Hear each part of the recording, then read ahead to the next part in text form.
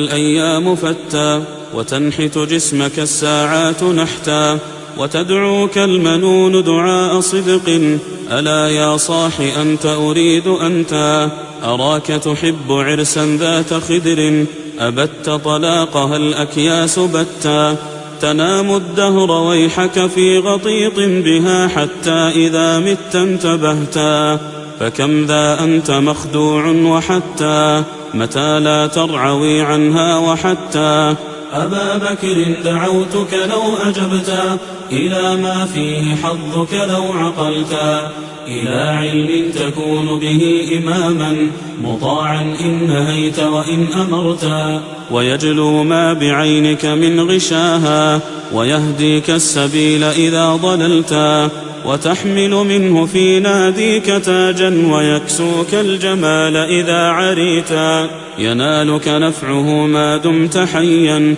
ويبقى ذكره لك إن ذهبتا هو العضب المهند ليس ينبو تصيب به مقاتل من أردتا وكنز لا تخاف عليه لصا خفيف الحمل يوجد حيث كنت. إن الحمد لله نحمده ونستعينه ونستغفره ونعوذ بالله من شرور أنفسنا ومن سيئات أعمالنا من يهده الله فلا مضل له ومن يضلل فلا هادي له وأشهد أن لا إله إلا الله وحده لا شريك له وأشهد أن محمدًا عبده ورسوله اللهم صل وسلم وبارك على سيدنا محمد وعلى آله وأصحابه وأزواجه أمهات المؤمنين وعلى من اتبعهم بإحسان إلى يوم الدين. My dear respected brothers and sisters in Islam, Assalamu alaikum wa rahmatullahi wa barakatuh. I'm your host Karim Abu Zaid, and this is another edition Ask Imam Karim live show. And today or tonight in some areas, brothers and sisters in Islam, we have a very special guest, that is Dr. Bilal Phillips. Also a very important subject, which is the significance of Islamic education. We will have a short discussion with the doctor, inshallah. In my assessment, he is a pioneer once it comes to this field. If history is written later on, and I don't know, I'm sure he doesn't really worry about this much, but I wanted to say this before he comes live with us. He will be written amongst those who advocated for Islamic education, especially for Muslim communities living in the West. Brothers and sisters in Islam, some of you may not be aware of the gravity and the significance of this subject, because we have two issues. They teach our children in a non-Muslim educational system that there is no God. You can live without God. God has no place in your lives. Life can be good without Allah. Things can be perfect without Allah. Imagine that. So that's one very dangerous area. And this is why you're noticing that atheism in Muslim communities is in the rise. Of course, the second and in my opinion, a mounting and rising issue is the morality, the genders and all of this.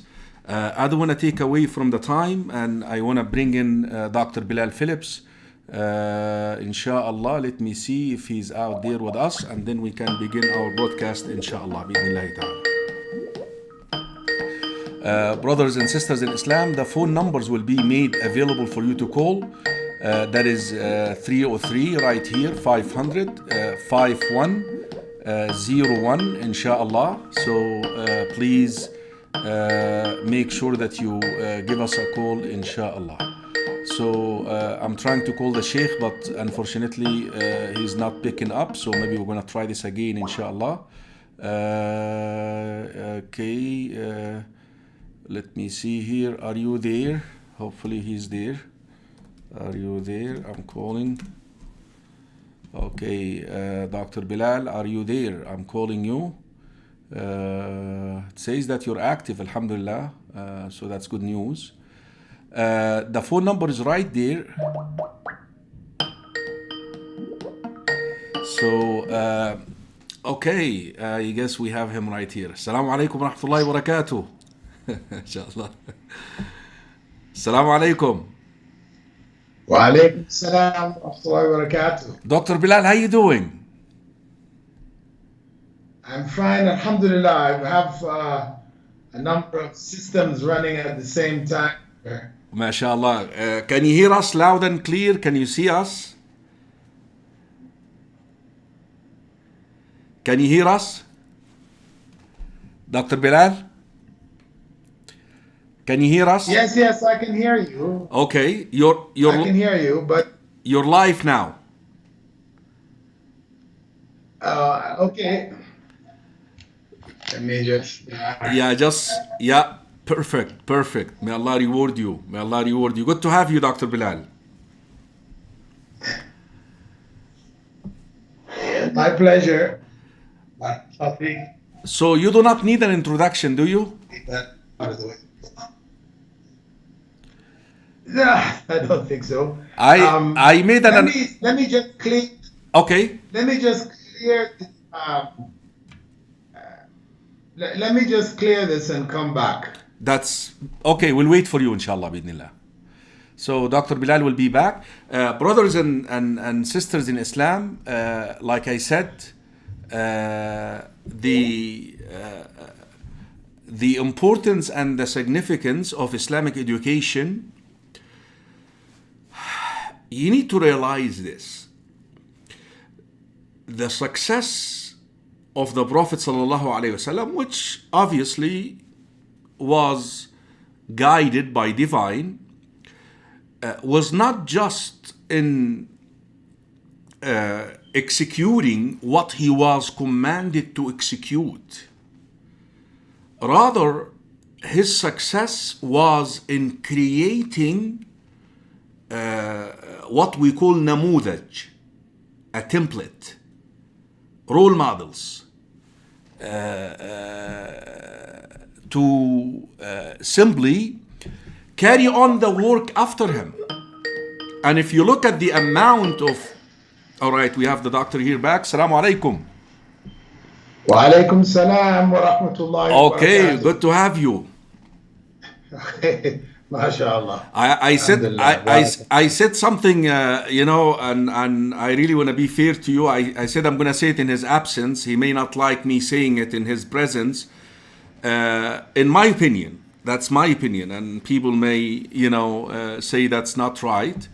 If history to be written about education in the West, I think you will come number one to raise awareness regarding this subject. Because a lot of Muslims were under the impression that it's okay to go to these non-Muslim or non-God driven kind of education system, and their kids will come out okay. And even they would justify it, Sheikh, by the notion that, well, we live in a country where there is a separation between God and state, but they didn't realize that this is the problem. that you're actually telling your children that there is no God. You can function without God. Life is good without God. You can be happy without God. And that's what's happening. So our theme, Dr. Bilal, is the significance of Islamic education. And with your permission, I would like this to be focused on Muslims living on a predominant non-Muslim communities, like us here in the US. Can you take it from there, please? Inshallah. Bismillah wa salatu wa salam ala Rasulillah. All praise is due to Allah, and may Allah's peace and blessings be on the last messenger of Allah. brothers and sisters present.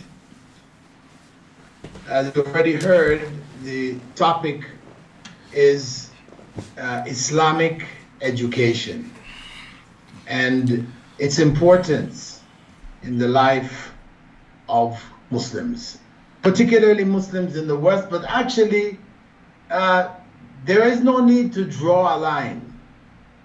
The need, whether in the West or in the East, is the same. The need for what we could call an Islamized فت فؤادك الأيام فتى وتنحت. Technical issues here. An Islamized education is one in which the knowledge that is being conveyed in secular systems, whether in the West or the East, that knowledge is presented from an Islamic perspective. This is the bottom line. I mean, there are different perspectives, as you mentioned. In the secularized system, God is taken out of the equation. He has no place.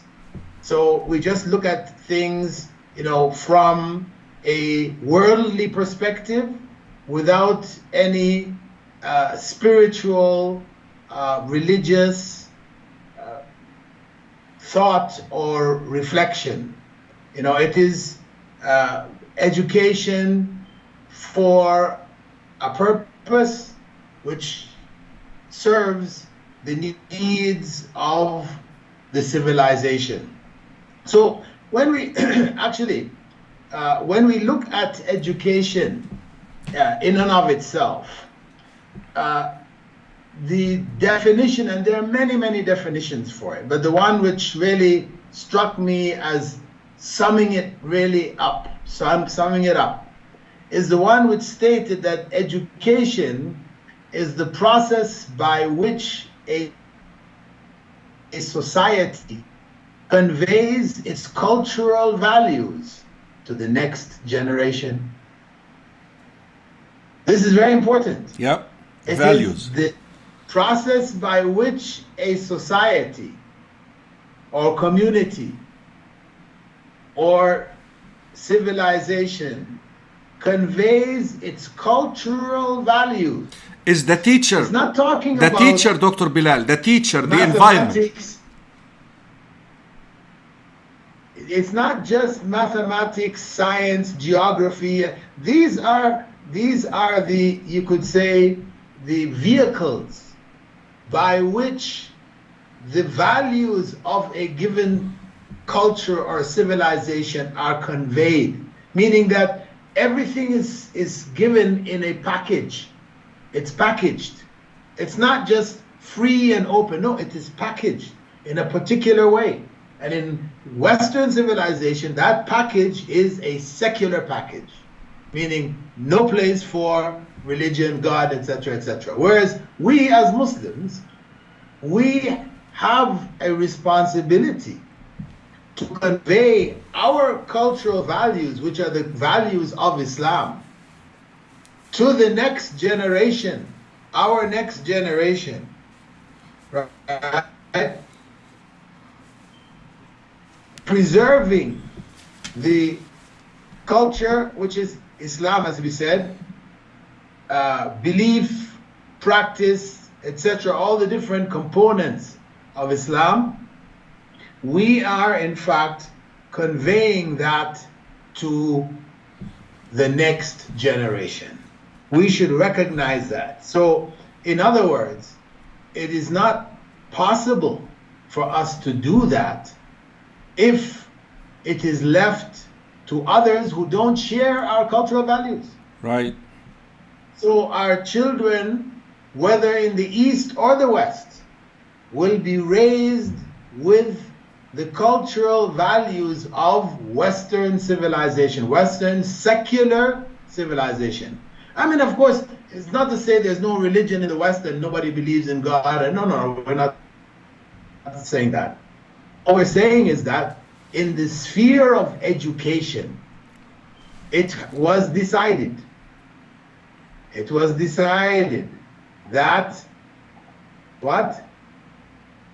It was decided that religion has no place.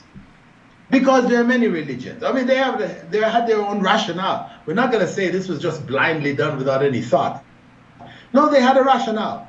There were too many, Christian sects that had different ideas, etc. So which one were you going to follow? It's confusion. So the easiest way, get rid of them all and just go with, the cold, hard facts. So this was their approach. Whereas for us as Muslims, we know Prophet Muhammad ﷺ clearly laid down a cultural foundation for Muslim society. That clear foundation was stated in the well-known hadith, إِنَّمَا بُعِثْتُ لِأُتَمِّمَ مَكَارِمَ الْأَخْلَاقِ. I was only sent to perfect for you the highest of moral character traits. So this is the core of Islamic culture. It is a moral core. It's a moral foundation. And everything in Islam points in that direction, towards morality. And this is why it's very important when we look at something like, our 5 pillars of Islam. We tend to think, and it is normally taught, 5 pillars, you just memorize the shahada, the salah, the fasting, the zakah, the hajj, boom. The kids memorize that, that's it. And okay, how do you do it? Okay, you're supposed to, shahada, you have to say, La ilaha illallah Muhammadur Rasulullah sallallahu alaihi wasallam. For salah, you got to, you raise your hands, you do this, you say that, you do it. But where are the moral principles? Mm-hmm. It's not being taught. So this is a problem that we're faced with. I mean, if we look into the depths of the shahada, we will see that it teaches openness and honesty. If we look into the depths of salah, we know that it teaches us a consciousness of God, piety. If we look into the depths of fasting, we know it teaches us patience. In zakah, it teaches us generosity. In hajj, it teaches us to be unprejudiced. The whole of humankind is one. We all came from Adam. We see that in hajj. Living and patience. So the point is that we have failed to a large degree in modern education to not include these moral principles. So we have our job cut out for us that we need to do anyway. But now if we go back to that knowledge, the knowledge which is being conveyed by the educational system, the knowledge, we have our own perspective. For them, knowledge is just accumulated from wherever it came, from human beings. They don't consider God as a factor in knowledge. The discoveries that people have discovered, the experiments that they have done, the research that they've carried on, etc., etc. There's no God in here. This is just plain science. Whereas for us, all real knowledge comes from Allah. That's where we start from. So when we are teaching, our children, we have to give them that foundation of that connection with Allah. The source of knowledge. No. We know that. This is the basis of it there. Mm-hmm. So our whole approach towards knowledge is that knowledge is either revealed to the prophets, the messengers of Allah, or it is acquired by us by the will of Allah. Yes. Allah is the one who has provided that knowledge for us. So we Dr. always... Newton found the gravity by the will of Allah. Or was it Newton? Yeah. The apple hit him on the head, and It was the will of Allah. We don't teach that, but we turn Newton into a god. That Newton now is the source of the gravity. Obvious. Yes. Yes. So the point here now is that we have this humble approach to knowledge, and we should be what? Thankful to Allah for that knowledge. So this is that realizing and understanding the source of knowledge should develop in us a sense of gratitude. Alhamdulillah. You know, that is, and that's what we have to teach our children, our young people in our educational institutions. We always have to take them back to that point, where it came from. Where did this knowledge come from? We should be grateful to Allah. We know, لَإِن شَكَرْتُمْ لَأَزِيدَنَّكُمْ. This is Allah's promise. If we are thankful, Allah will increase that knowledge. So this is our foundation in terms of how we approach knowledge. And then, you know, when we go to the process of acquisition of knowledge, how do we acquire knowledge? We should realize that knowledge should have priorities. You know, we can't learn everything at one time. We have to start somewhere. So for us, our educational system, it should have a beginning point. Where does it all come from and spread out from? Okay, that priority of knowledge should be determined by the content. What is the most important content that we could possibly study? Allah subhanahu wa ta'ala. So this is where our knowledge is supposed to begin from. So this is number one. Primary. Can I say something in this regard, just to give you a little break there? You know, I always say this in my khutbahs. When we die and they carry us to the graves and they dig a hole in the ground 6 feet under, and they cover us up with sand and dirt, and they leave us alone, the first question will be asked in the grave by 2 angels is about Allah. Man Rabbuk. So that should be the priority. Yes, exactly. Yeah. That's the most important question we have to answer. So this is the beginning point. Our knowledge should always be taken from that perspective, from knowledge of Allah. This is the first and most important area of knowledge that we should give our children in our educational institutions. So we can say that the first, the priority is religious knowledge. The second level is that of life skills. This is our acquired knowledge. Life skills, what we need to do to be a carpenter, to be a plumber, to be a teacher or whatever. Then the third level is that when we're dealing with knowledge, after we dealt with the religious knowledge and life skills, we have to understand that revelation should always be given precedence over reason. It's knowledge. Revelation, there's knowledge that comes from revelation. And we have reason. Allah has given us the capacity to reason, to think, to compare, but we have a principle which has to govern this area of revelation, that we don't put reason over revelation.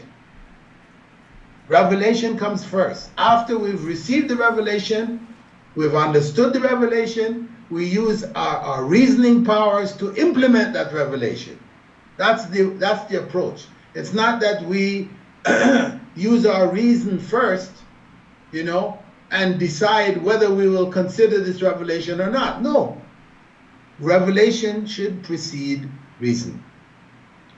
And then the fourth principle with regards to acquisition of knowledge is that we should distinguish between true and false knowledge. That's why I said in the beginning that all true knowledge, real knowledge, comes from Allah. Because we have a body of knowledge, which is nonsense. It's fake, it's lies, it's made up, it's false, but it's being promoted as reality, as fact, like going to the moon when we have not even fulfilled our commitment to Earth.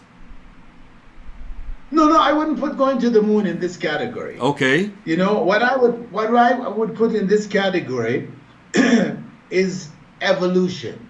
Okay. Evolution, creation of life. We will never be able to create life. Finding a cure for death. we have there's a whole bunch of areas you're not gonna die. Very busy on. You're not gonna die. Trying to find the God particle. Yeah. The ultimate what everything is built from. So we will know the universe, gain control. Nonsense. So what happens is the result of that, when we separate the false knowledge, then we're left with what is fact and valuable and beneficial, and we utilize. Now, what you were talking about was the next area, which is the area of useful and useless knowledge. That's because we can go to the moon. There's knowledge there. There's benefit there, but the point is that the money and effort to go to the moon, we need it here on the ground. This is the point. That should be used here. When we've finished and used up everything we need to do here, okay, then we can look at the moon and start figuring out what we can do with the moon. Okay, then Mars after that, no problem. But not now, So this is a matter of useful and useless knowledge, making these kinds of distinction. Then also when we're talking about going into areas of knowledge, we have to determine, which is appropriate knowledge and which is inappropriate knowledge. Now people don't even think about this, but from an Islamic perspective, if we have our children or our young people who look up to us, etc., they're gonna go study medicine, and they tell you, listen, I plan to specialize in gynecology. You say, no, brother, this is not appropriate for you. Gynecology, let that be the specialization for women. Yeah. Let them specialize. This is a woman's thing, Of course, as a doctor, you will learn about gynecology. So in cases of emergencies, etc., you know what to do. But shouldn't be your specialty. Your area that you specialize in. You're dealing with 24 hours a day, 24/7. No, brother. Leave that one. Similarly, if there's a sister who wanted to study and specialize in prostate cancer. Well, sister, okay, please. Prostate cancer, leave that for the brothers. Leave it for the brothers. Let the men handle that. That is, it's good, yes. As a doctor, you will learn about it and you know what to do if it happens and whatever. But appropriate and inappropriate. So, following that, if we're moving on in terms of understanding education and defining in the midst of it all, what is Islamic education? Because see, this is what we're saying. Islamic education is going to begin with Allah. It's going to be focused on moral teachings and moral understandings. That's the foundation of everything. It's so and so. So now if we look at the ultimate goal, what is the goal of education? I don't know, when I went to university, they used to tell us, knowledge for the sake of knowledge. Mm-hmm. Don't make a particular goal. No, it's just knowledge for the sake of knowledge. So, from the Muslim perspective, the Islamic perspective, no. Knowledge is for the benefit that we can get from the knowledge. That's the importance of the knowledge, the benefit we can get. So it is knowledge for application, not just knowledge to reflect and think and philosophize, and no, knowledge for benefit. As the Prophet ﷺ had said, خَيْرُ النَّاسِ أنفعهم للناس. أنفعهم للناس. No. This is it. You know, the best of people are those who are the most beneficial to society, to the people. So this is the approach. And you know, we know that even from the examples of the Prophet ﷺ's companions, how they used to learn the Quran, you know, 10 verses at a time, and they wouldn't proceed on to the next one until they understood what was in the first 10, and they tried to act upon it, then they would move on. I mean, now we just sit and we memorize the whole thing, we didn't apply any of it. And the Quran is cursing us. A'udhu billah. So, you know, this is, our approaches have changed, you know, have become distorted. Now, when we look at education in terms of the secular goals, Western goals, it is for material benefit, to earn a living, right? Devoid of morality. It's just about earning and benefiting in this life.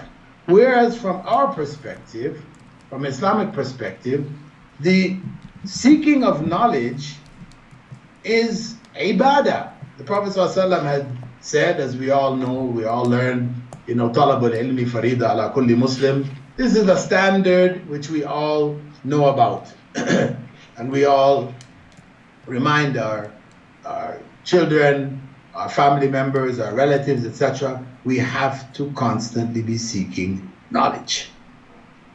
So, now if we go to the institutions themselves, from where we're going to get Islamic education, we have two groups of institutions.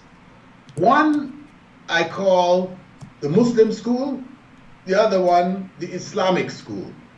Some people say, oh, it's the same thing. The Muslim school is Islamic school. No. We say that if we look at the Muslim school and we look at it from the perspective of the owners of the school, the owners of the Muslim school are basically, or usually, businessmen or businesswomen.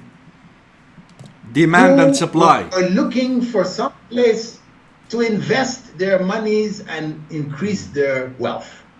It's for financial success. Mm-hmm.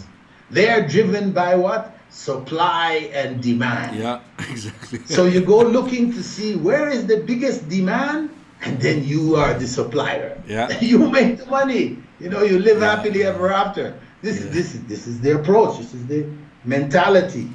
You know, whereas the Islamic school, the owners, founders, etc., are Muslims looking to worship Allah through service to the Ummah. A whole different perspective. They're not, of course, they're not going to set up something which is a financial loss and put them in the hole, and you know they're going to be owing people money, debts, and no. Of course, you know they have common sense. So they must do it in such a way that it is viable, it's sustainable.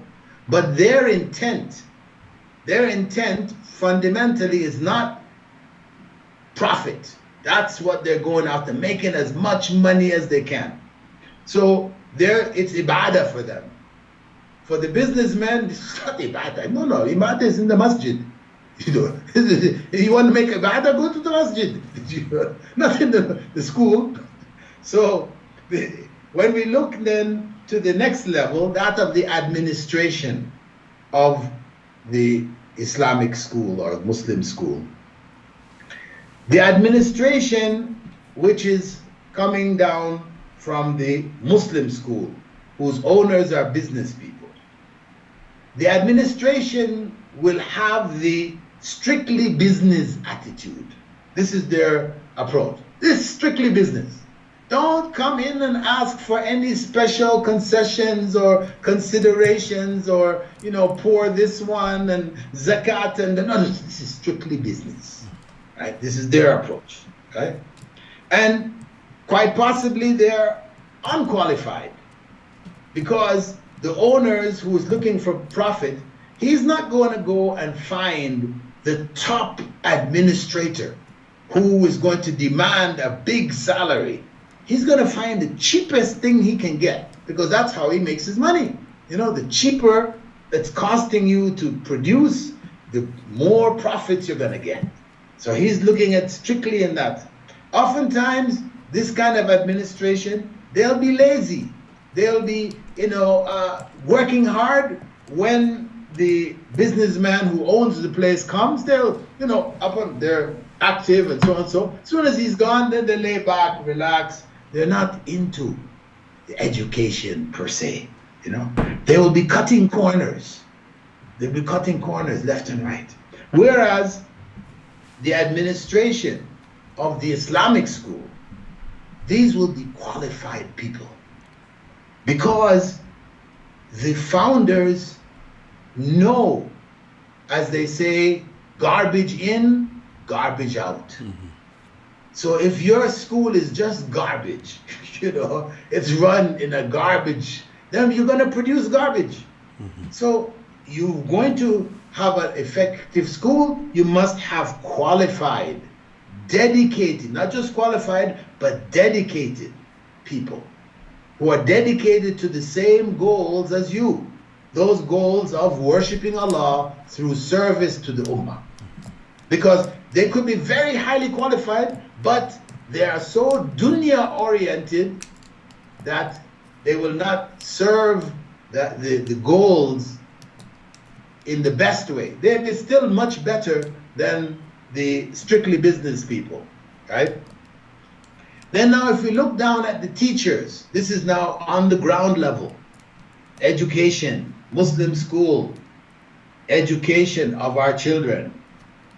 In the case of the business proposition of the businessmen who are exploiting the need of the community for a school, those teachers, they will tend to get salaried workers, people who have no real dedication to education and that. They just want to get paid. You know, they got a degree, or maybe they don't have a degree, because even in these kind of schools too, oftentimes to cut corners, because to get good, properly trained, you know, qualified teachers, it's costly. So, no, we get so-and-so, oh, my sister, she has her daughter, she did a course in university, whatever, they put her into school. You know, they're pulling from family members and people from all over the place, and they make up the teachers now.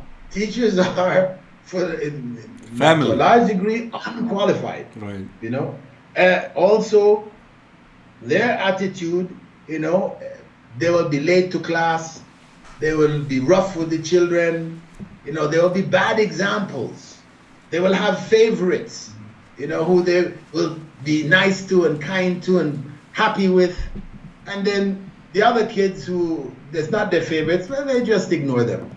You know, so this kind of behavior. Whereas in the Islamic school, again, the teachers will be shepherds. Right. كلكم راع, all of you are shepherds. وكلكم مسؤول عن رعيته. And each and every one of you is responsible for his flock. So that teacher from the Islamic school is a shepherd. He or she feels a duty to the children. They are qualified. If they're not, they go get those qualifications. They know, because if they're not qualified to properly educate the children, then they're cheating them. This is deception. And they are good examples.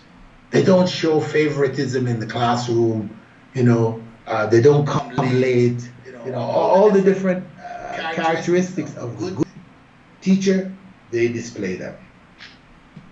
And in the end, we can see in the time, of graduation at the end of every school year, when they give out the prizes, for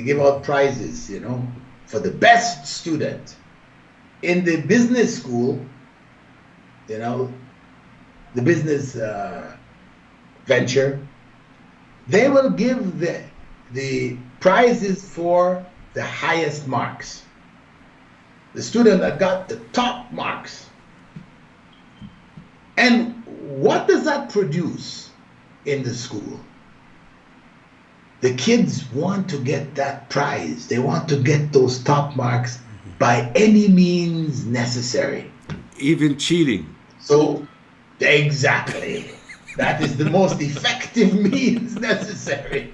You understand? They become expert cheats.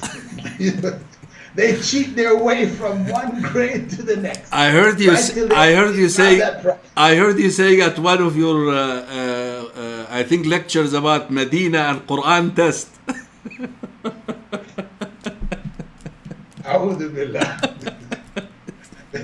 But not just that. I mean, I've been to Muslim schools across the world, and cheating is as systemic as it is in non-Muslim schools. No difference. In the Muslim school, the Islamic school, that prize is given for the child with the best character. Yeah. All the teachers are keeping track of the character points. When the kids do good, then they've gone out their way and so on. So they're keeping it. And in the end, at the end of the year, give for the best character. After that, you can give a smaller cup for the best grades. marks. Yeah. But when you make the best marks as the goal, then you are just pushing the kids to cheat. This is a big problem. That's an unrecognized point, Dr. Bilal, wallahi, even in our Islamic schools. And I hope we have Al Minhal Academy we're building up now, so hopefully we join hand with the International Open University, inshallah. I'm actually going to bring that point up. I asked them to watch you today, but we'll bring it up because, people worry, even parents. Parents are worried about the scores their children are making on math, science, language arts, but none of them worry about the improvement in their character, behavior. Yeah. That's key. So the last point, because of course this is a huge topic that I would like to make in terms of what can we do in a circumstance where the curriculum has already been set for us, as in the US or Canada, UK, in the West, actually all around the world. The curriculum has been set. So what do you do? How do you Islamize? Some countries, they allow you to set up your own school and make your own curriculum, etc., but it's rare.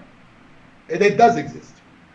But for most people, the government has already set, or the state has already set, and so you have a curriculum you have to abide by.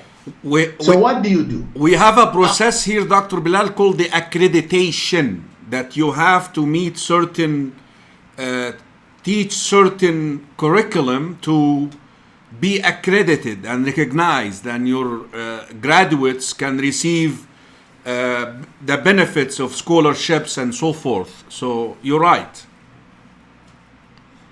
So what do? We can establish a process by which all of our subjects becomes integrated with Islamic knowledge, becomes Islamized, as we could say. The whole environment and content, we work on that Islamization from that perspective. Without changing the curriculum, and going against the authorities. So I would say first thing that we need to establish in the school. I have 5 points. 5 points. I'll try to bring them across briefly. The first is the environment of the school. The environment of the school should be an Islamic environment. There should be reminders of Islam everywhere. In the lower grades especially, where images, pictures become very, very important. We should be careful. Every single picture that we put on the wall in the classroom or on the walls of the school, these pictures should carry with them an Islamic message. As they say, ancient Chinese proverb, one picture is equal to 1,000 words. Yeah. Truly. So we have to be very, very selective in the environment of the school in terms of the pictures, in terms of the behavior, classroom behavior. There's an environment in the classroom. Does the teacher walk in the classroom and say, "Hi, how are you all doing? Come in, blah, blah." Oh, you come in. Assalamu alaikum. That's part of environment. Mm-hmm. Somebody sneezes, you say what? Gesundheit? Alhamdulillah. Yarhamukallah. So all of these basic habits should be established around the school. And their meanings too, Dr. Bilal. Not just the lip service. The meaning, yes. Their meanings, yeah. Exactly. Everything that we put up in Arabic or we say in Arabic, people should understand. Mm-hmm. So that's one level, the environment of the classroom.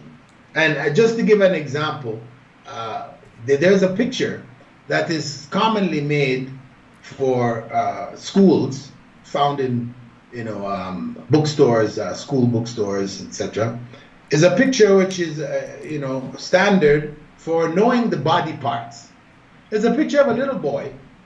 He's standing with his hands to his side, and he's wearing underwear, and he stands there. Then there's an arrow pointing to his head, says head, eyes, mm-hmm. ears, shoulders, all the way down to feet. This picture, I found it from New York City to Manila, Philippines. Everywhere, all the schools have it. So I said to them, we are Muslims. We are telling the children about aura. Cover your aura. And here we are with this picture that we're teaching the body parts with. Let him wear a pair of shorts. Oh, but the picture comes like that. Well, art department, please. The art department, they paint on a pair of pants on him. Okay? Shorts to the knees. Okay? That's the aura is covered. Navel to knee. Covered. Put a cap on his head. So the kids, it's a Muslim boy. Yeah. Message is there. Something has been said in that. Very briefly. Moving on to the content, right? On one hand, whatever we are studying, whatever field that we study, there's no doubt that some Muslim scholar of the past has spoken on it, invented something related to it, etc. Part of our problem that we're faced with today is that the knowledge that we learn in the textbooks is wiped clean of Muslim input, as if Muslims never contributed anything to human civilization. Everything was from Greece, Rome, Europe. That's it. But is that the fact? Fact of the matter is that Muslims were great inventors. So the same way that the child should know or knows Sir Isaac Newton that you mentioned, Einstein, Madame Curie, and these names, everybody knows. Oh, who is that? Everybody knows. They should know also who is Al-Hasan ibn al-Haytham. Because if you go to the Muslim schools of the US, for example, and you go around and you ask the graduating students, do you know who Al-Hasan ibn al-Haytham is? They're all going to look at you and say, huh? Hasan ibn al-Haytham? He's a football player? He plays with the French squad? Or, like Zainuddin Zidane? Is that? They have no idea. They don't know that he was a genius in the field of, optometry, of light, and even designed a camera. Mm-hmm. In the 12th century. He designed a camera and how a camera works, but didn't have film, etc., to capture the images and stuff. But he started, designed it from then. He was a genius, So the same way, the students, everything they learn, they should know the connection with what Muslims have contributed in these fields. So they should feel a part of that whole, civilizational, evolution. So relevance, we have to give the material historical relevance. The third is a Quranic verse. Virtually every subject that they teach in school, there is some Quranic verse that is related to it. From ba'id, from far, or from close, you can bring something. But the point is that we're not saying to turn the class into a tafsir class, where you're now giving them a big, long, juz from the Quran, and you're giving long tafsirs. No. Just take the portion of the verse that's relevant, put that on the wall. It's in Arabic, the English translation underneath. Just let them know the subject we're taking today is water cycle. Okay, there's verse from the Quran, or Maraj al-Bahraini yaltaqiyan, the two seas coming together. It's there. Show them a picture of it. Connects. Just to know that Quran is relevant. It's not just a book that we keep on a shelf. We take it out in Ramadan or on certain occasions, etc. No. The Quran is relevant. Allah has spoken about virtually everything that you can think of. So, same way, point 4 is hadith. Find a hadith. And of course, this means a bit of work from your teachers, so it means that you have to pay them extra. That's one of the things too, because once teachers hear this, they say, he's bringing more work on our extra shoulders. Resources, yeah. No, if the administration says, we'll pay you. Whatever additional material that you bring and add to your lesson plans, etc., we will pay you. So it's their right. You've asked them to do more work. So you do that. Then the last point, the fifth, is what we call the moral lesson. And this is, again, going right back to the beginning that we talked about. إِنَّمَا بُعِثْتُ لِيُتَمِّمَ مَكَارِمَ الْأَخْلَاقِ. That in every single class, a moral lesson should be taught. And the first thing the teachers will ask me, okay, sir, could you explain to us how you give a moral lesson or Islamize in our mathematics class for grade 2 or grade 1, 2 plus 2 equals 4. Could you Islamize that for us, please? So I say, okay. You tell the children, in the morning, when you get up in the morning to pray, you pray 2 rak'at of sunnah, right? They all agree, 2 rak'at of sunnah. And then you follow that with what? 2 rak'at of fard. Yeah. So then, how many rak'at did you just pray? 4. Arba. Yeah. 4. We just prayed 4. Okay. So that is at least giving it an Islamic perspective.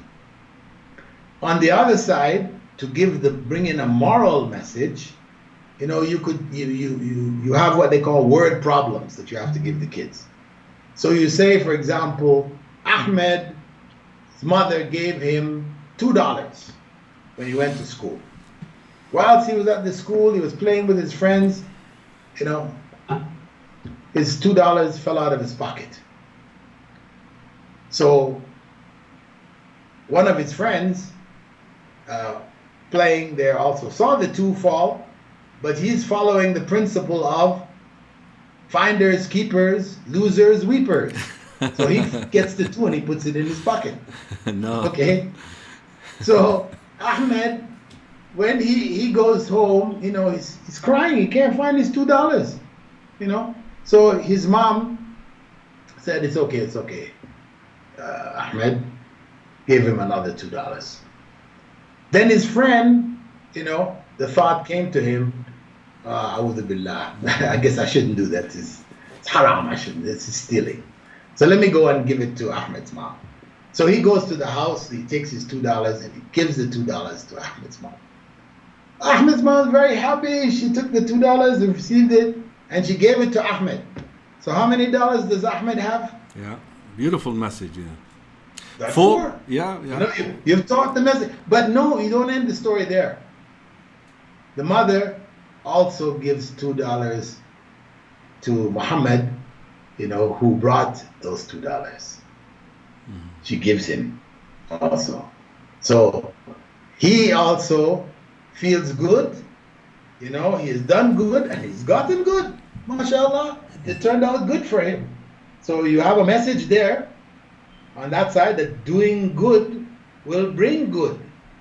And you know, hal jaza'u al-ihsani illa al-ihsan. Is there any good for, you know, reward for good other than good? So here it comes. And then for the other boy, he has $4 now. You've told your story, 2 + 2 = 4, and you've given your solid moral message. Very profound, very beautiful, Dr. Bilal, wallahi, inshallah.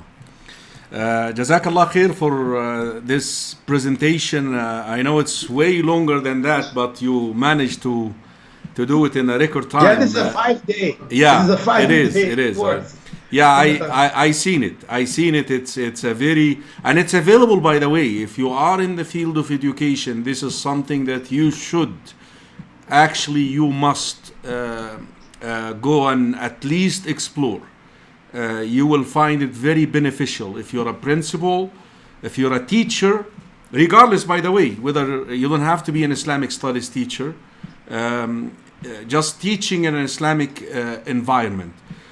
Dr. Bilal, we have a couple of queries here or questions, and then we'll allow the viewers to come and ask their questions as well, inshallah. We'll display our phone number here, so this way they can actually start calling if they feel interested.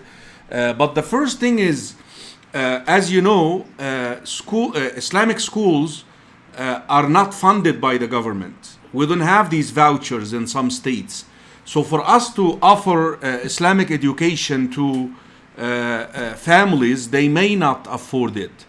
There is the alternative, which is homeschooling. But a lot of these parents too, themselves are actually trying to learn English. They are immigrants. They don't even know. And homeschooling or online schooling would take a lot of mentoring and tutoring. So they left with no option. They say darura, even though they may hear that message, but they see themselves left with no solution. Islamic schools are expensive. We cannot afford it. Online education, we cannot help our children at home. There is something in the middle there. Can you suggest for them? Well, first and foremost, they must understand, as I said in the beginning, that this is the right of their child. It's the right of a Muslim child that he or she be given an Islamic education. That's their right.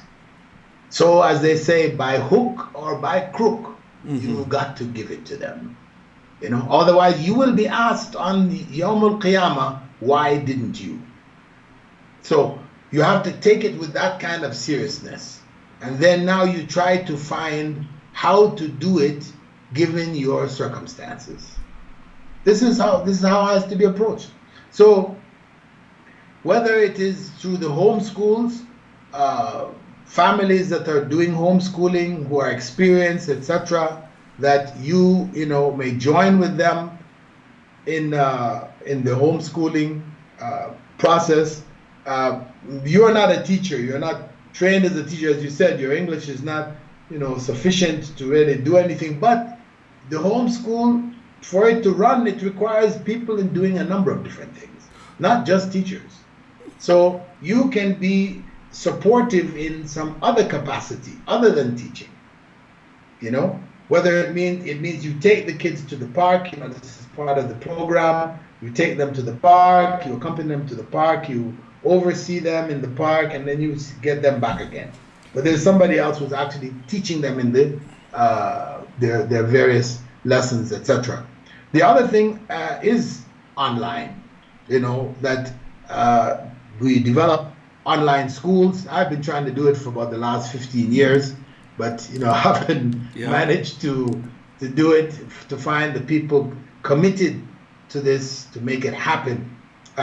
I've found a couple of schools, but the people who set them up are more secularist in their orientation, etc. So, and the non-Muslims, they've got many. They've set up many of these schools, online schools that you can study from all around the world. But we have been negligent in this area, very backwards in this area. This is most critical for us. Yeah. You have many Americans, non-Muslims, many Americans who, are distrustful of the educational system, and they want alternatives.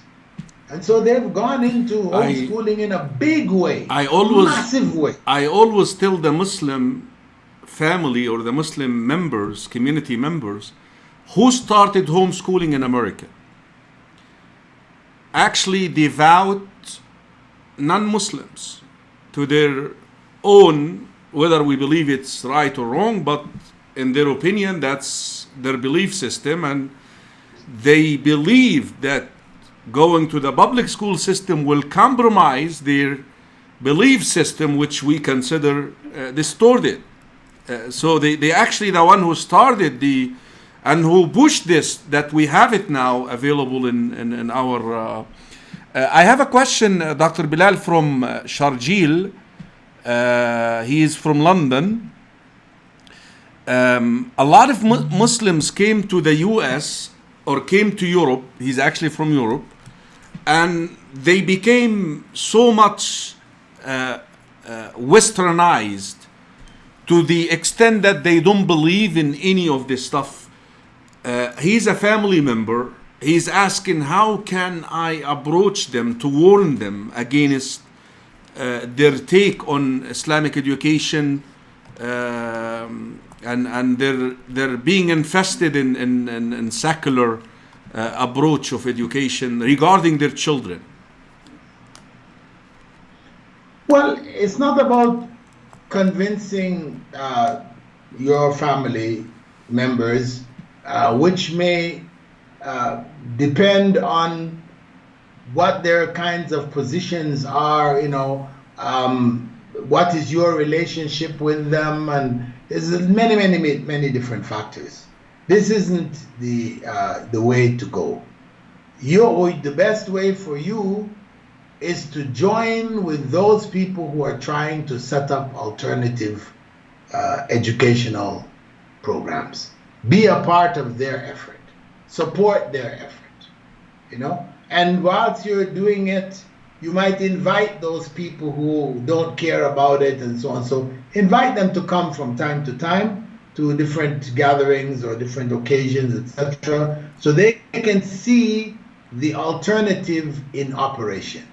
It's not just a theory, an idea, So this is what my advice would be. For you to get into arguments with them and they're hardcore secularists and it's you against them and them against you, and there's no point. Yeah. Clear. Do something that's going to make a difference. Do something that can help to make a change. Dr. Bilal, I think a couple of weeks back, myself and yourself came across that interview Brother Eddie had with the Brenda. And amazing, when you sent me that link, I was actually watching it at the moment, because I think maybe Eddie sent it at the same time to both of us. And amazing. I will actually be hosting Brenda next show on Sunday next week to talk further about that and ask her more questions. But you have seen the alarmed, and this is a non-Muslim. She's not a Muslim. This does not, discredit her at all. But I just want to say this is the view of a non-Muslim regarding the gender education in the public school system now. What do you advise us to do? But let me take this caller first, if you don't mind. Assalamu alaikum wa rahmatullahi wa barakatuh. Assalamu alaikum. Sheikh Karim. My name is Abdurrahman from Vancouver, BC. Yes, Brother Abdurrahman. Do you have a question? Yes, Sheikh. My question is for you and also Sheikh Bilal. Abdurrahman, are you there? Abdurrahman? Abdurrahman from Vancouver, he had a question. We can't hear you, Abdurrahman. Maybe you can try later, inshallah. Somehow the line died. Please call us again, we'll pick you up. I may interrupt you if he calls back, Dr. Bilal. But what can we do? I mean, beside, like weeping over this and crying and I mean, this is alarming. I mean, what I watched is mind-blowing. That only Satan can be in charge of that system, that, the way that they are intruding into a very sensitive area, that, what advice do you give to us here with this growing trending? Well, for me, the advice which I took myself was Hijra.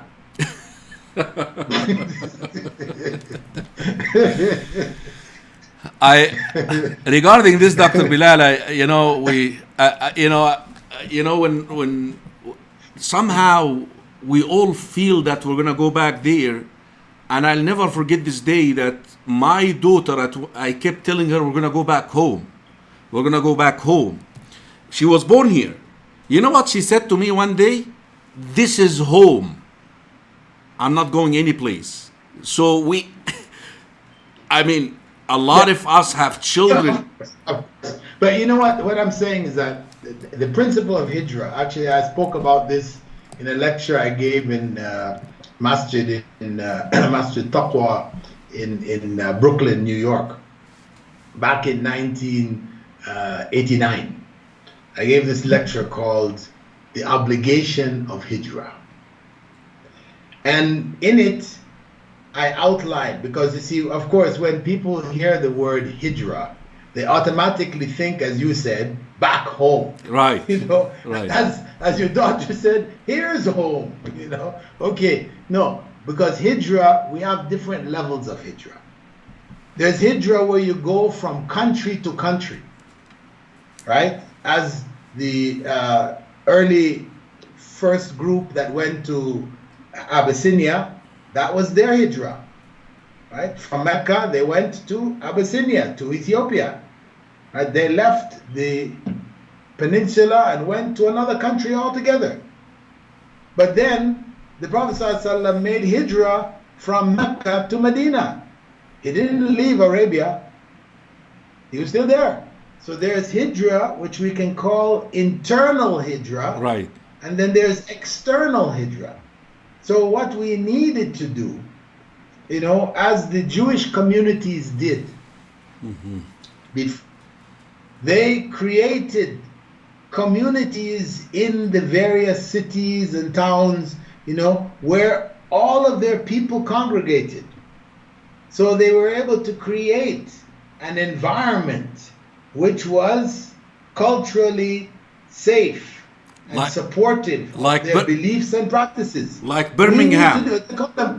they call them ghettos and stuff like this, but I mean, we're not looking at it from the perspective of closed, where non-Muslims are not free to come and go and this type of thing. We'll keep it open, but still, we should concentrate in those areas. The police in those areas should be Muslims.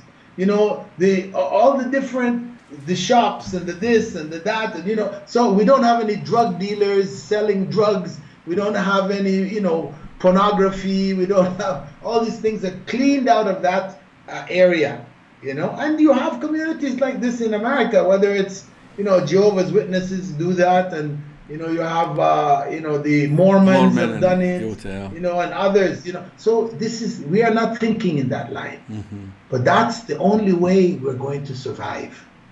Without making that internal hijra, then we are just fresh meat, you know, for the slaughter. Yeah. So the hijra doesn't have, that's what Dr. Bilal is telling us, it can be internal, actually in your locality, you know, be with a community, yes, and build your institutions and build your communities. And that's a key, brothers and sisters in Islam. But beside that, should we be advocates? Like, should we join hands with the whatever body of advocates to combat this trending? Or do you think it's a waste of time, waste of energy? I mean, what is your...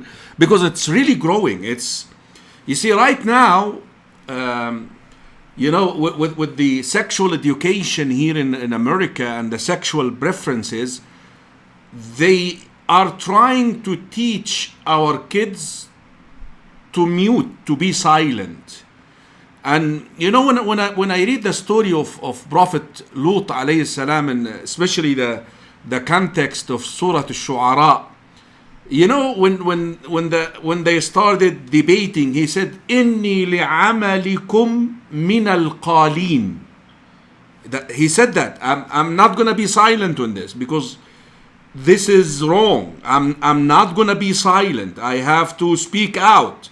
Yeah, I can force you, like us here. We can force. I know that the country, the system here protects sexual preferences, but we should be able to say at least to our children that this is not pleasing to Allah subhanahu wa ta'ala.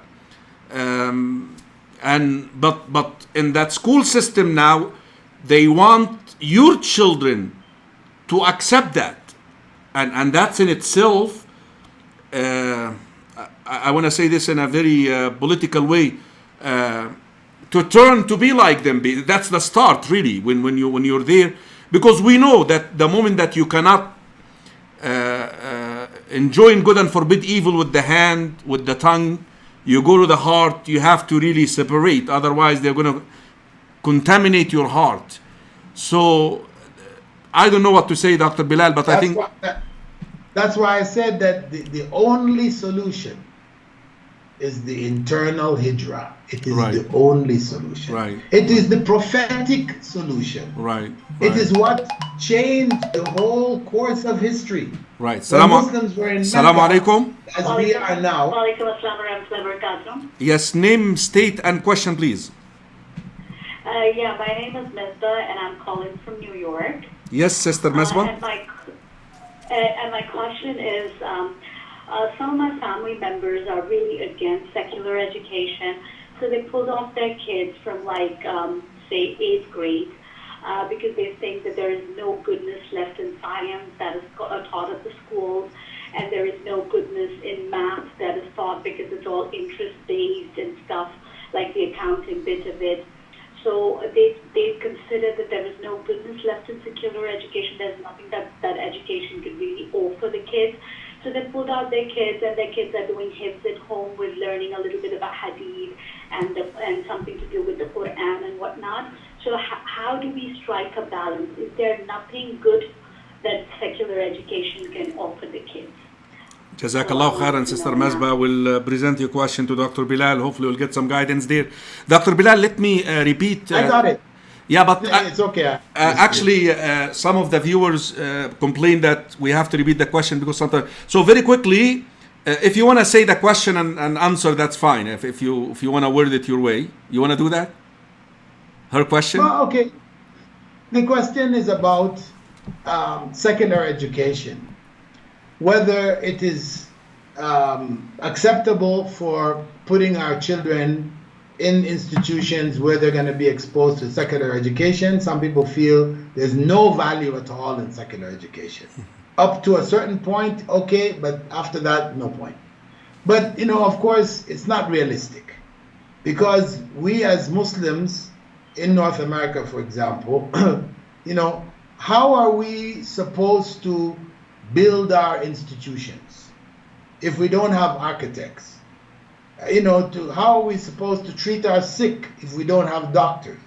All of these areas are critical areas that we should educate our children in. But we need to develop proper educational institutions which will provide modern education, but from an Islamic perspective, as I spoke about earlier. Perhaps our sister who joined us missed the earlier part, but this is the point, that we do need, as Muslims, we should have Islamic institutions that convey modern knowledge along with our religious knowledge.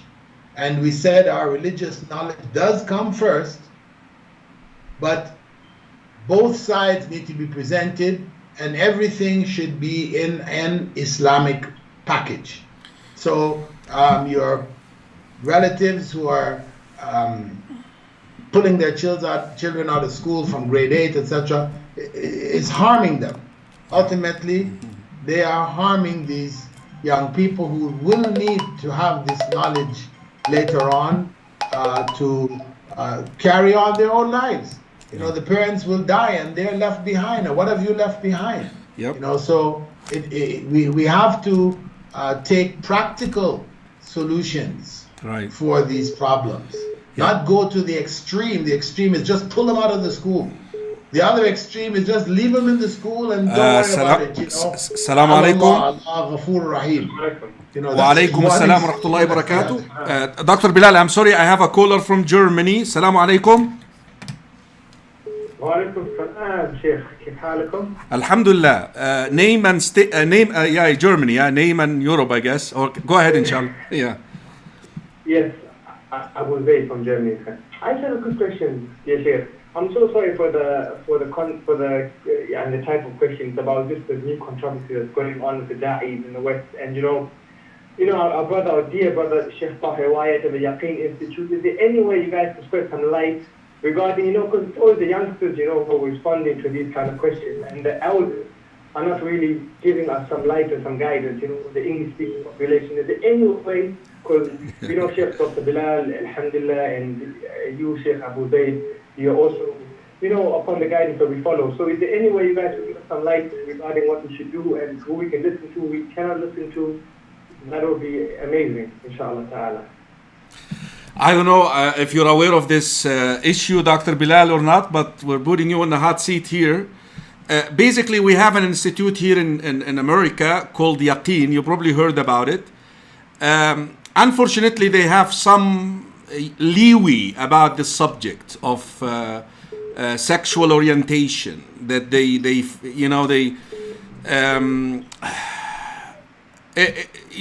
I don't want to, I want to be careful with my words here.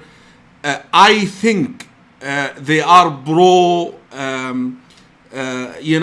take it easy. Just everybody's free. But so you have a speaker who may be talking about Quran and Sunnah, but he may appear with a group that exercise immoral and wicked practices that are not accepted in light of Islam.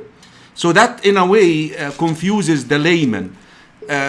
So how do we deal with such institutions here in America? I think that's where the brother is asking, because there was a big thing, about this, and especially when you see some scholars, local scholars who are known to be Quran and Sunnah advocates, you know, I don't know if you have enough information or I'm confusing you further. I'm trying to be a little political. So basically, how should we deal with institutions who are not straightforward, 100%? They are trying to be political, more political, once it comes to the subject of sexual preferences. Should we boycott them? Should we advise them? Should we join them? What do you think? Well, din al-nasiha, we know this basic principle that we should advise. So where, you know, people have taken positions or made certain decisions which are not in keeping with the Islamic teachings, etc. They've bent and twisted some of the teachings in their interpretations. Or they simply have just ignored. Hold on, please. Hold on, please. Go ahead, Dr. Bilal. I'm sorry. So ignoring things because of political factors here. I mean, you're walking on, as they say, thin ice, you know, here in America, you know, because what you say, you know, can be the source of them taking away your citizenship and putting you on the next plane out of the country. You know, but Dr. Bilal, I'm sorry to interrupt you, but on the other hand, you don't have to do that too. Like, you don't have, I mean, nobody is going to force me to be there with them and appear in a public forum and hugging and shaking hands. So we can say it's a bad choice. Okay. Okay. It's a bad choice. It's a mistake. You know, all of that. But in the end, you know, what do? We are in America. Our numbers are limited. Where there are Islamic projects and efforts that require Muslims working together, we should join. But you know, we should advise people that not to go that way. You know, that's not the best way to go. We do have alternatives, you know. That's the most we can do. This is not an Islamic state where, you know, at least from the top, the rules can come down and everybody is obliged to, you know, to comply. Clear. So this is this is the Wild West, you know, every man for himself. So we just try to work with those who have agreed on similar principles. I want to give my brother in the other side of the Atlantic here a straightforward answer. If you are in position to advise these brothers in a nice, kind way that you could convince them to change their direction, I encourage you to do it. If you can't, then just don't follow their stuff. Don't follow them. Just stay away and don't listen to them. Assalamu alaikum wa rahmatullahi wa barakatuh. Wa alaikum salam, Imam Karim. Yes. My name is Mohsin. I'm calling from Nashville, Tennessee. Mohsin, Nashville, Tennessee. What is your question? My question is regarding Surah 3, verse 130. And somebody is asking, is it counted interest on a riba-based transaction? It is only 50% or. So, what is? Can you tell me the verse in the surah, because I don't know. The verse is 130. Surah 3. Yeah, can you say at least the first couple of words? Yeah, 130. Okay. It says, O you who believe, devour not usury, doubling and quadrupling If you are believers. the observe duty to Allah that you want to be successful. Okay, Jazakallah khair, Barakallah fi. So the question is about usury, Dr. Bilal. I don't know if you want to jump from that aisle to that aisle, but if you can make it brief.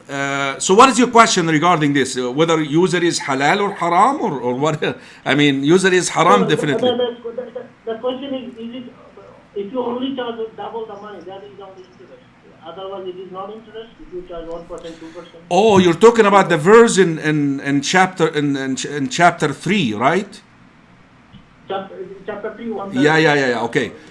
I can answer this with your permission, Dr. Bilal. He's talking about a verse in Al Imran regarding usury that لا تأكلوا الربا أضعافا مضاعفة. This was one of the stages because we know that this verse was revealed right after Uhud. So the ruling stands, Brother Muhsin, that anything where you get an increase is considered to be usury. So that verse, you need to understand it in context of the Battle of Uhud. Jazakallah khair. Assalamu alaikum. Brothers and sisters in Islam, please, if we can keep up our theme here to education would be great. I understand that a lot of you have... how long, Dr. Bilal, you can last with me? I know it's getting late there. It's almost 11 midnight there. Can you take another 10 minutes, please? Yeah, sure. Go ahead. Okay, Dr. Bilal, the question that I have here, we are... Okay, let me pick up this caller. Assalamu alaikum wa rahmatullahi wa barakatuh. Wa alaikum assalam wa rahmatullahi wa barakatuh. Brother, my name is Ali Bajwa. I'm calling actually from New York. Okay. And Jazakumullah khairan for all the great work you're doing. Jazakallah khair. And actually, as a matter of fact, I have heard you live sometime back in Masjid Isa ibn Maryam in Queens, New York. Yes. Jazakallah khair. Barakallah khair. I have one question, and I'm going to be very, very precise about it.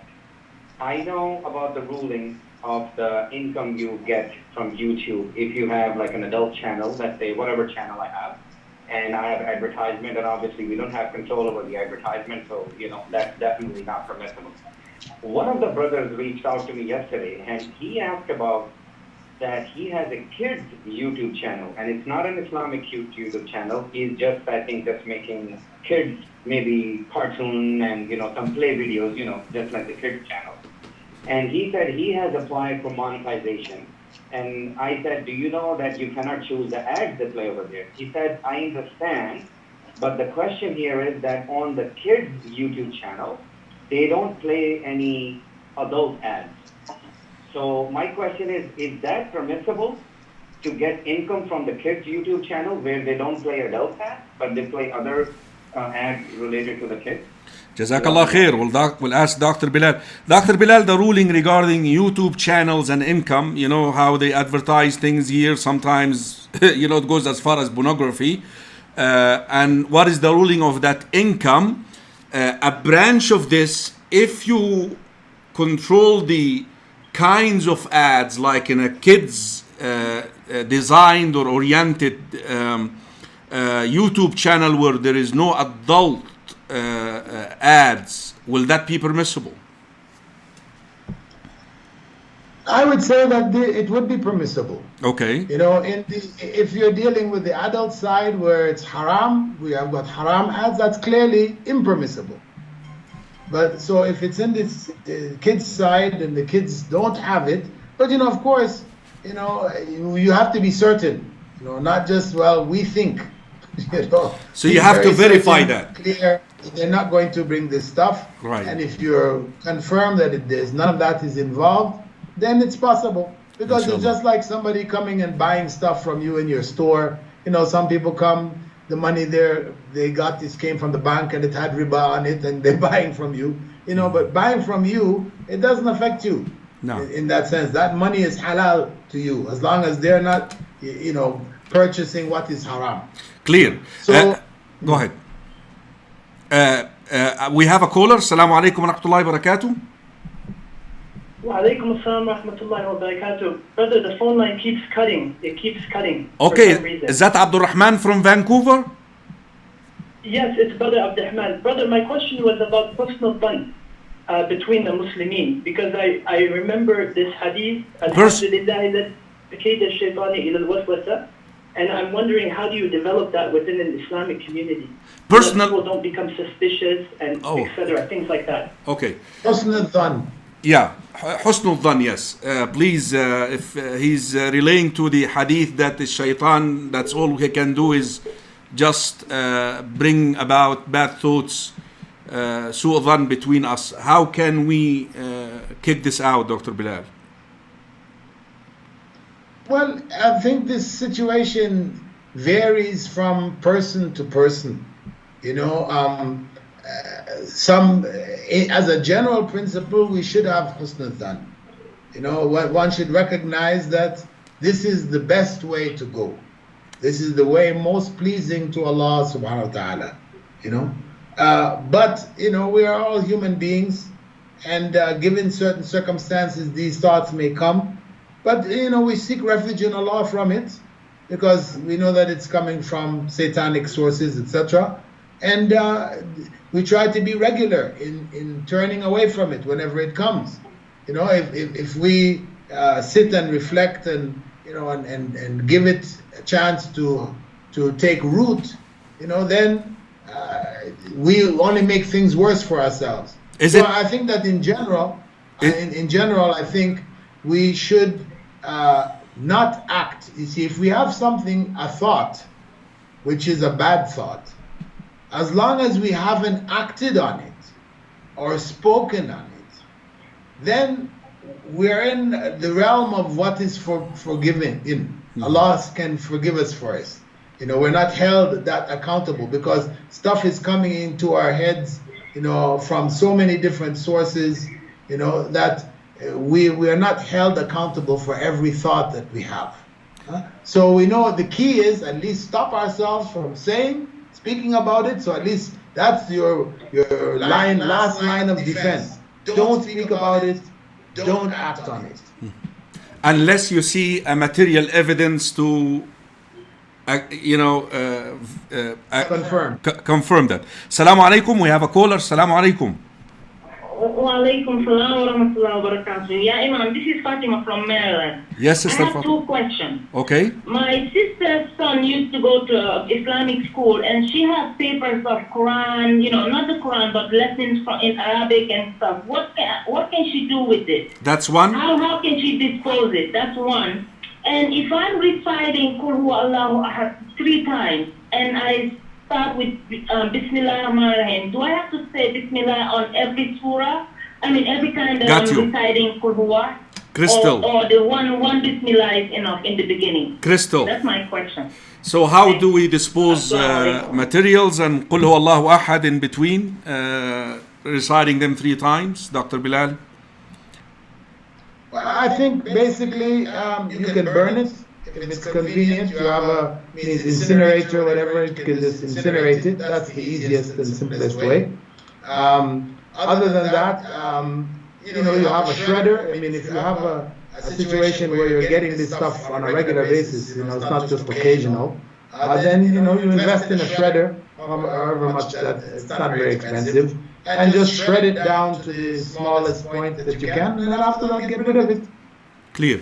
Reciting Qul Huwa Allahu Ahad 3 times, do we have to say Bismillah ar-Rahman ar-Rahim at the beginning of each time?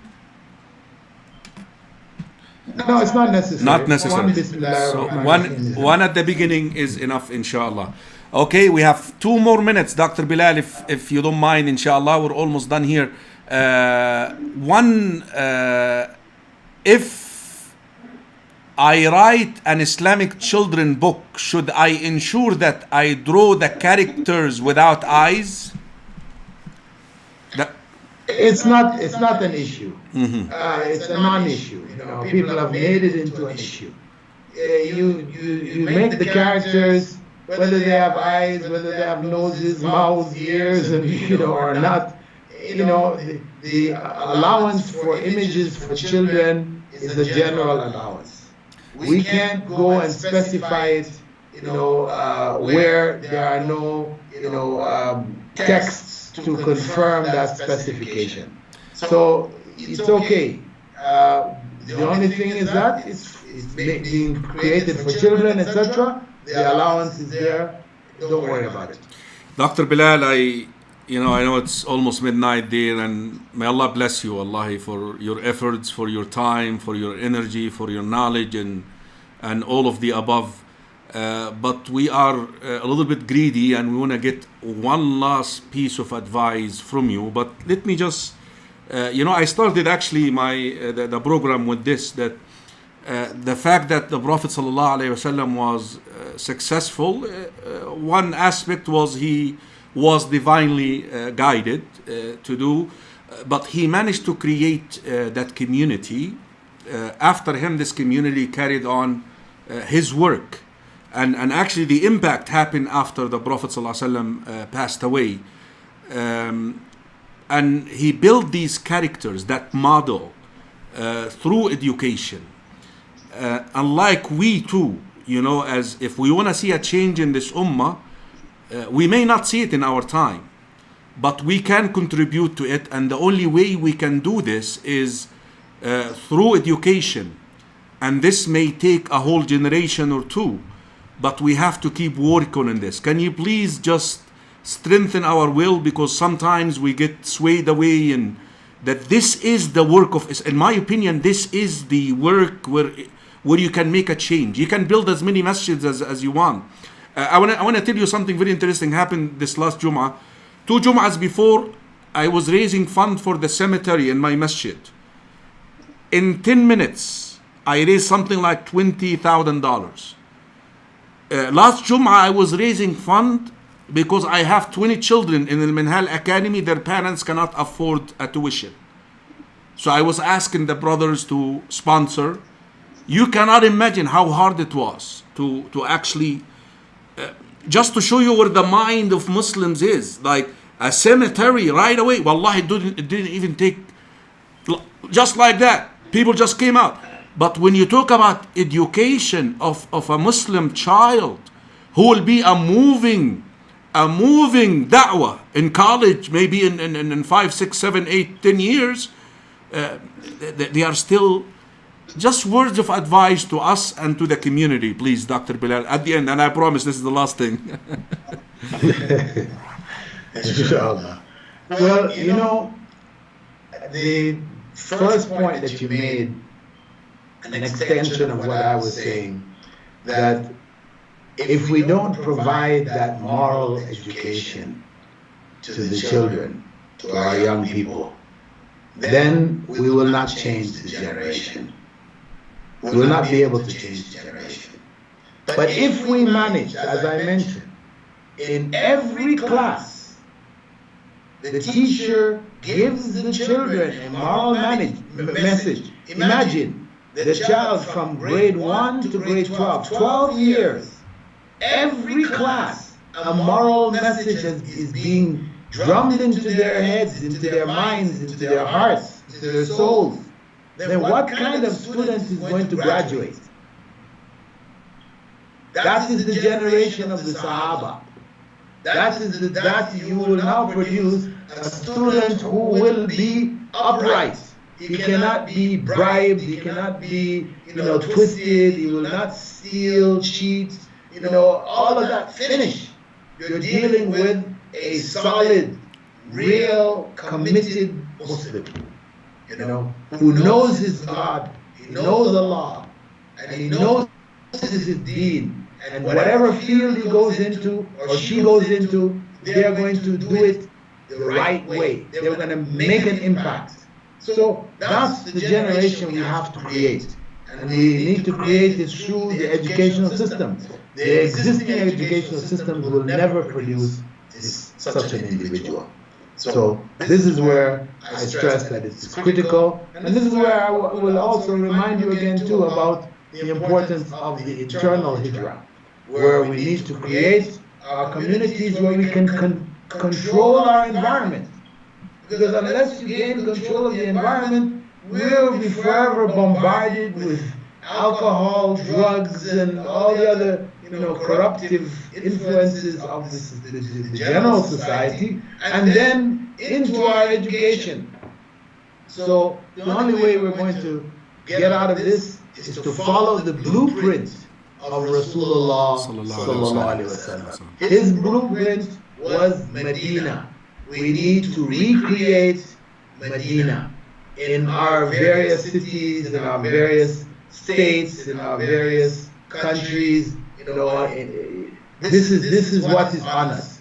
This is what changed the situation for Muslims in Arabia in the lifetime of the Prophet Muhammad, and that blueprint has been left until Yawm al-Qiyamah. No. Jazakallah khair, Dr. Bilal. May Allah subhanahu wa ta'ala reward you tremendously. Islamic Online University, which is now International Open University, IOU. Brothers and sisters in Islam, you can still acquire your conventional degree, whatever PA and whatever you're doing. But what about an Islamic degree? It's so sad that we come across brothers who have so many PhDs, but you hand over the Quran to them, you talk to them about the Sunnah, they are clean slates. It's not good for the Ummah. Successful professionals, in my opinion, can give so much da'wah and be more effective in their da'wah to the non-Muslims than people like myself who spend their time in a Muslim community. Because when you show that you're professional, but meanwhile you hold the morals of Islam, it will make a difference.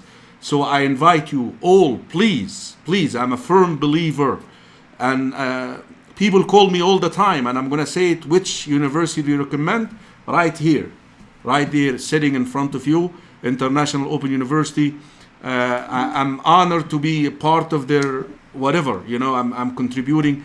I'm doing the Seerah right now actually on their Facebook pages. Go there and like these Facebook pages so you get to know a lot of these programs.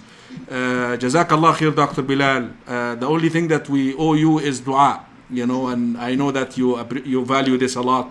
May Allah subhanahu wa ta'ala protect you, protect your family, your offspring, and may Allah subhanahu wa ta'ala keep the evil away from you, Ya Rabbil Alameen, and strengthen your heart and give you long life with Iman, so you continue to serve us more and serve the Ummah more, Dr. Bilal. And may Allah subhanahu wa ta'ala unite our hearts always together in serving Allah for His cause. And may Allah subhanahu wa ta'ala gather us in this dunya in the path of the obedience of Allah subhanahu wa ta'ala, and gather us in Jannah, Ya Rabbil Alameen, with His messenger and prophets. Jazakallahu khairan, Dr. Bilal. I love you all for the sake of Allah. We enjoyed having you, and on behalf of the viewers, we want to say the same thing, and want to say Assalamu alaikum wa rahmatullahi wa barakatuh. Jazakallah khair, Dr. Wa alaikum assalam wa rahmatullahi wa assalam wa barakatuh. barakatuh. Wa iyaakum. Brothers and sisters in Islam, inshallah, next Sunday we have Brenda. If you want to hear what they are trying to do to your children in the public school system, and she's not a Muslim. She is not a Muslim. And in no way I'm trying to take her down or discredit her. No, I'm just want to tell you that the message is coming from a larger community member. Like Dr. Bilal addressed the subject of education from academia. She want to tell you what they are planning regarding gender and regarding homosexuality and all that stuff in the public school system.